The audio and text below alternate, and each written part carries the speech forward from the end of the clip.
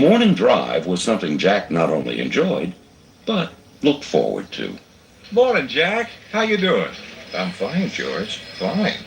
And you? Then came a new and surprising eating plan. All the carbohydrate food I want, including snacks? That's right.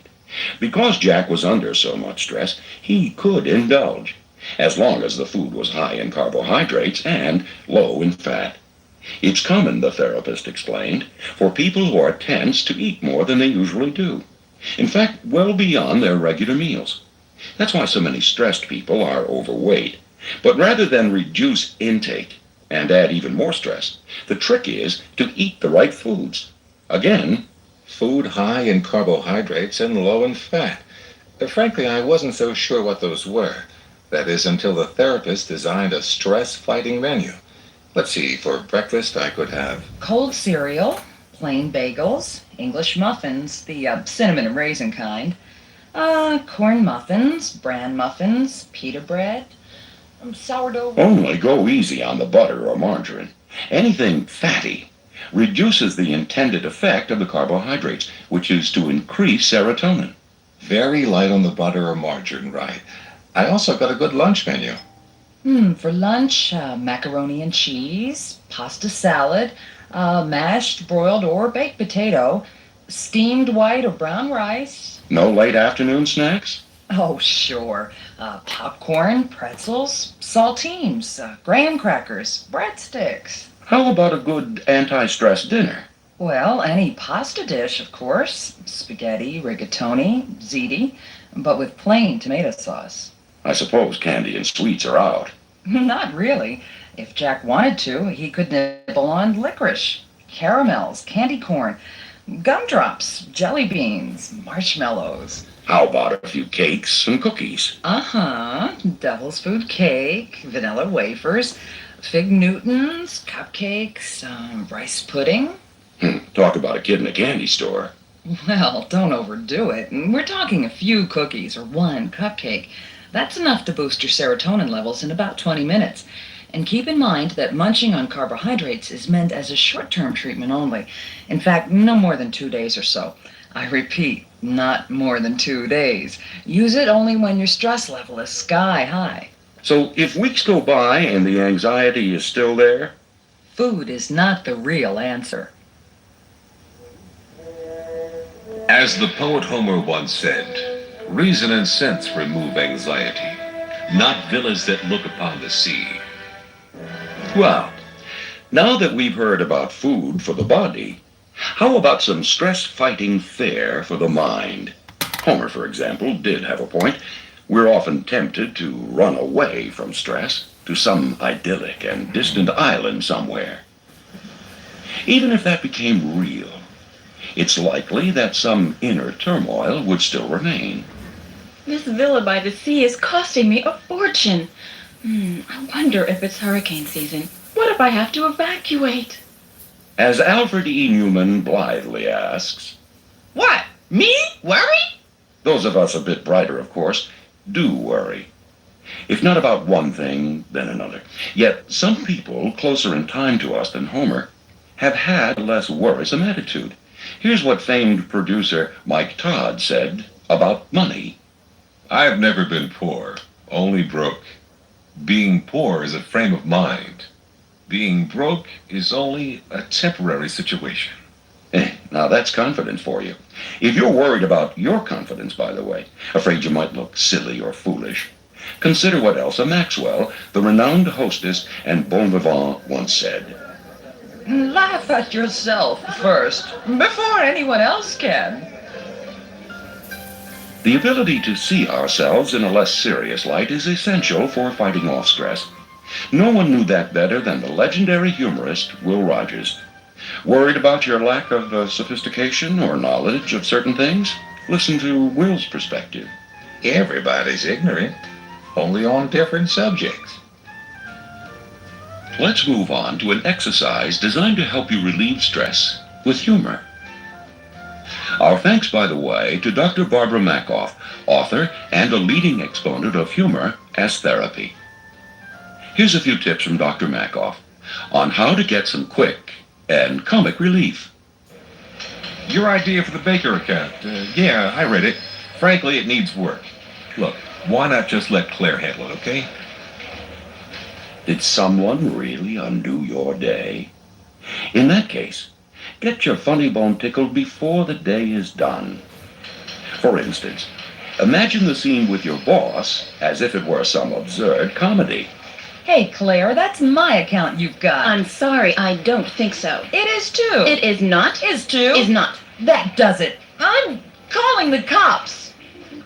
To avoid stress, see yourself as a character in some wild slapstick spoof.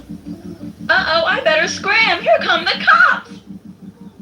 Cultivate the comic and stress-fighting side of yourself as well. But, sir, Lobar doesn't have any flights to Nairobi. As you talk on the phone with a demanding and obnoxious customer, picture yourself as a duck, calm on the surface, but battling like the Dickens underwater. Another tension-eating fantasy? Select theme music that describes the people and situations you deal with. The egotist, for example. Me, I'm so happy to be me, I'm going to die. The lady killer. So, you're Kathy, huh? Well, hi, Kathy. I'm Ralph. Of course, my real friends call me Ral. The dreamer. And I'm sure we'll have no trouble meeting our goals for this year. What with all the energy and enthusiasm that this company is needing. At home, try and step outside those tense moments when you're this close to a major spat. Look, I'm sick and tired of being criticized. Criticized? I said your tie was crooked. Wow, quick, a dash of humor. Like what? Well, why not pretend there's a third party there? Someone or something that can transform the fracas into a farce. Hey, do you believe how this bozo is acting? What? Bozo? Who are you talking to? My friend Harvey over here. Harvey. Oh, I get it, an imaginary rabbit. Actually, mine happens to be a gorilla. A gorilla, huh? Is he bigger than me? Uh-huh. Better looking, too. Yeah, well, maybe you and old Harvey here want to be alone. Not really. Come here. Yeah? What? Let me straighten your tie.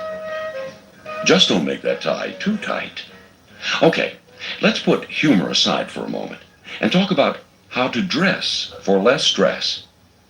According to a study done at Cornell, things like shirt collars could be culprits. A too tight collar, the study found, reduced not only comfort, but often the subject's visual sense as well. A pinched blood supply at the neck may also impair hearing, taste, smell, and even mental ability. Even a collar that's just a half-inch too small, the study showed, could hurt, particularly vision.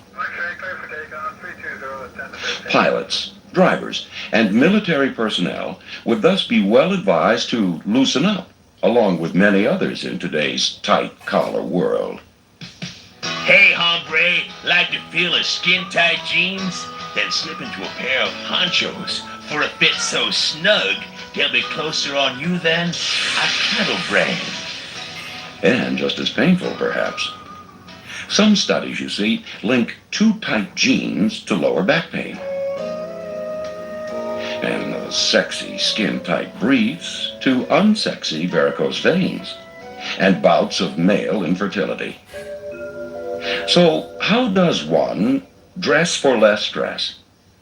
Well, the main thing is to avoid clothes that are so tight they restrict blood supply. Try for a looser, free-flowing look. Of course, that might mean going to a larger size, but all things considered, that's really a small price to pay. As the good book says, money is the root of all evil. Actually, it's the love of money that's to blame.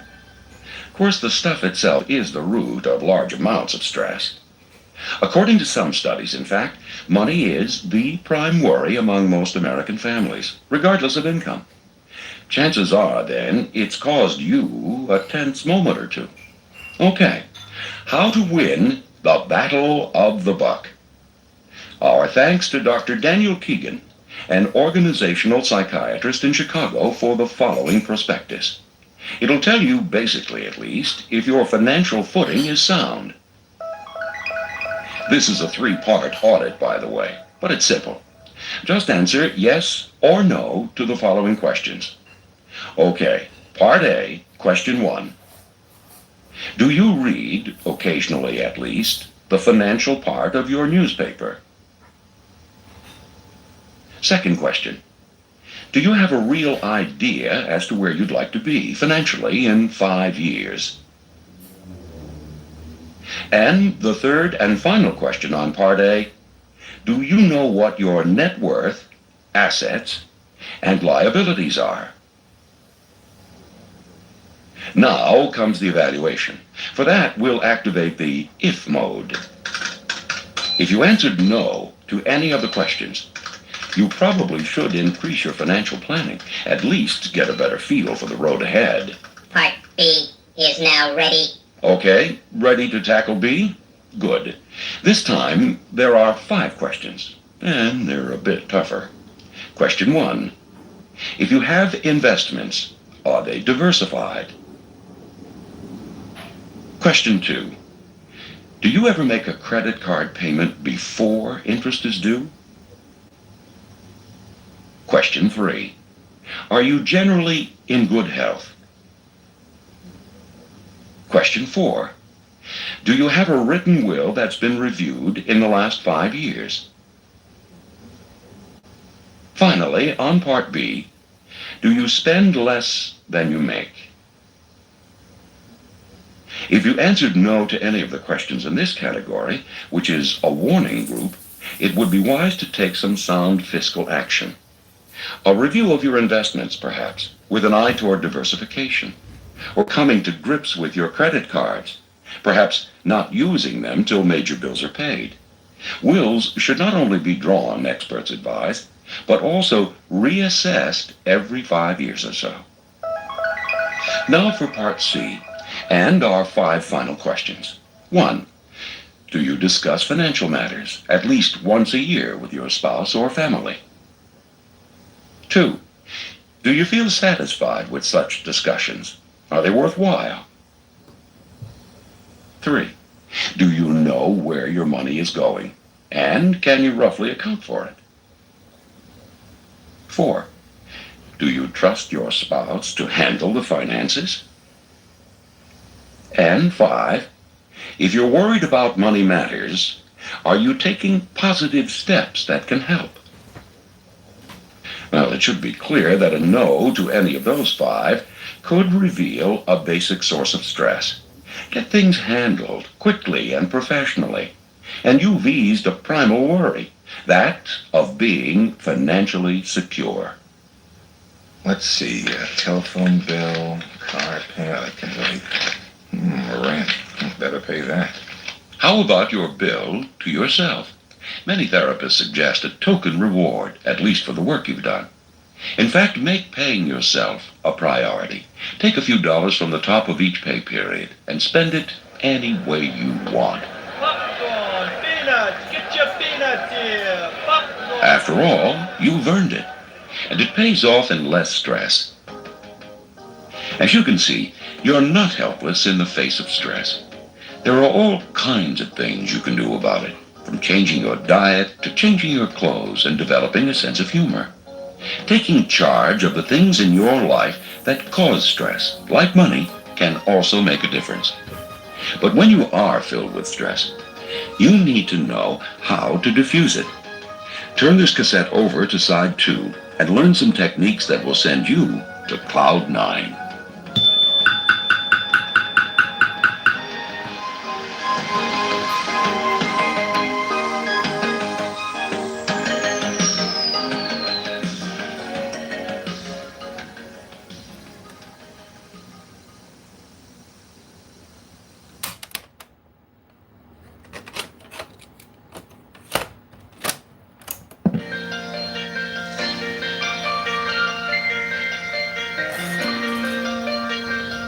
Hello, and welcome to Side 2 of Instant Stress Relief, a mind-body healing tape from Prevention Magazine. Stress affects every part of your life.